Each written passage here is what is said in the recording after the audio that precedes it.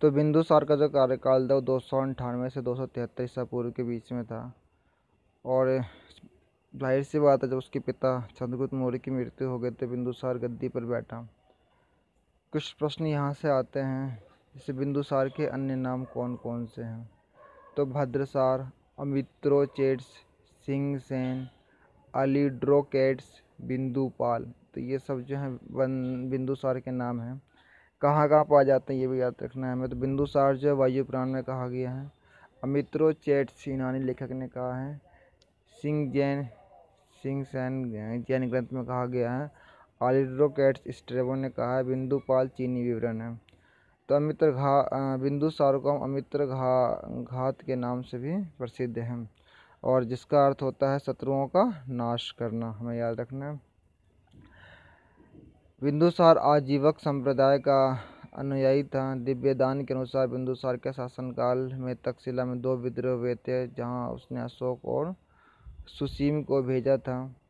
Strabo के अनुसार बिंदुसार के दरबार में सीरियाई शासक एंटियोकस ने डायमेकस जो है वो बिंदुसार के दरबार में आया था दूत बनकर। डायमेकस याद रखना है। मेगास्थनीज का उत्तराधिकारी माना गया। टॉलमी द्वितीय ने भी डायोनोसियस को अपना दूत बनाकर, ये डायोनोसियस भी है बिंदुसार के दरबार में आया है, याद रखना है हमें। टॉलमी द्वितीय ने भेजा था। एथिनियस के अनुसार बिंदुसार ने एंटियोकस से क्या क्या मांगा था, मंदिरा, सूखा अंजीर और दार्शनिक भेजने का अनुरोध किया था। चाणक्य जो है वो बिंदुसार का प्रधानमंत्री था, लेकिन बाद में खल्लाटक को प्रधानमंत्री बनाया गया। तिब्बती लामा तारानाथ ने बिंदुसार को 16 राज्यों का विजेता कहा है। तो तारानाथ ने क्या कहा है, 16 राज्यों का विजेता। बात करते हैं हम अशोक की। तो अशोक का कार्यकाल जो है 273 से 232 ईसा पूर्व के बीच में रहा। तो अशोक के जो अन्य नाम हैं वो यहाँ से क्वेश्चंस आते हैं, हमें करना है। तो अशोक के नाम पुराण में क्या क्या कहा गया, अशोक वर्धन कहा है, गिरनार अभिलेख में अशोक मौर्य कहा है, भाब्रू शिलालेख में पियदस्सी कहा है। तो पियदस्सी,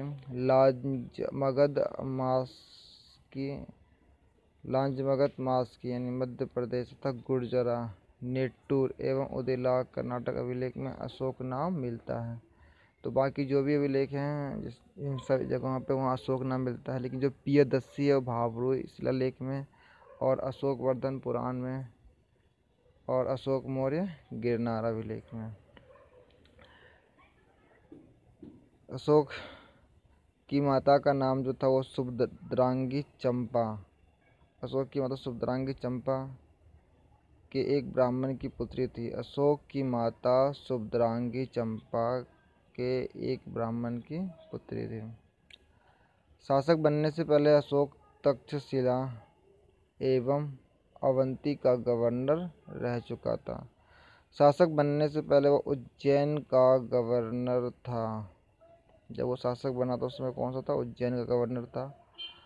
अंश, संधिमित्रता एवं कारुवाकी अशोक की पत्नियां थीं। इनका नाम है असंधिमित्रा और कारुवाकी एवं उसके पुत्र तीवर।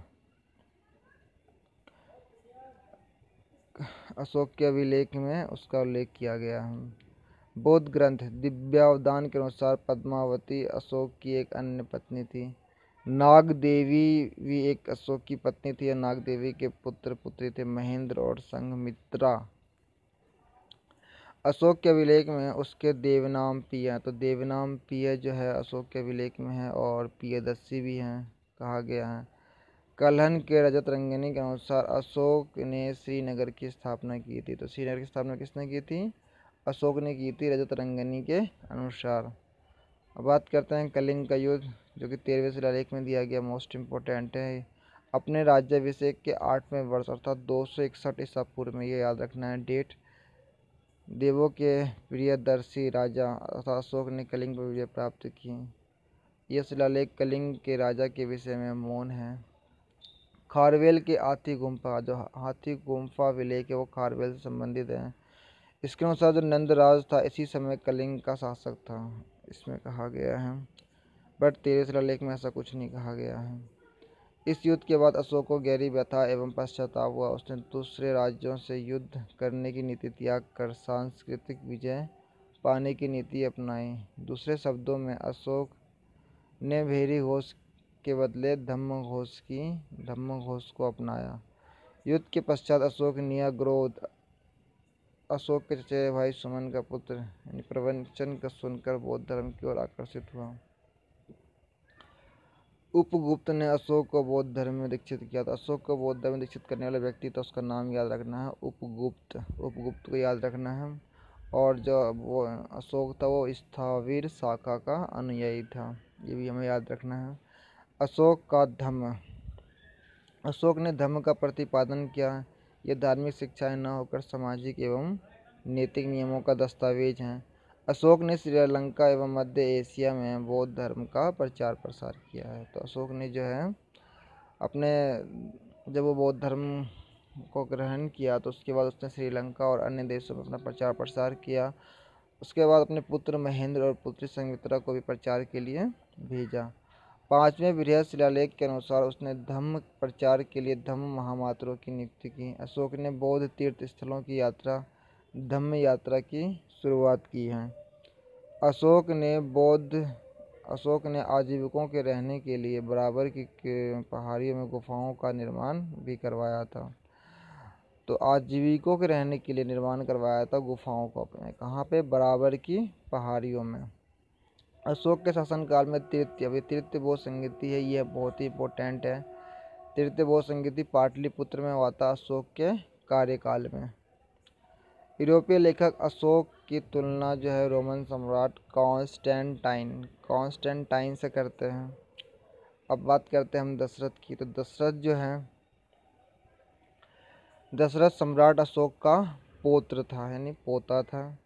और इसके शासनकाल में गया बिहार में स्थित नागार्जुन पहाड़ी पर आजीविकों के रहने के लिए 3 गुफाएं बनाई थी।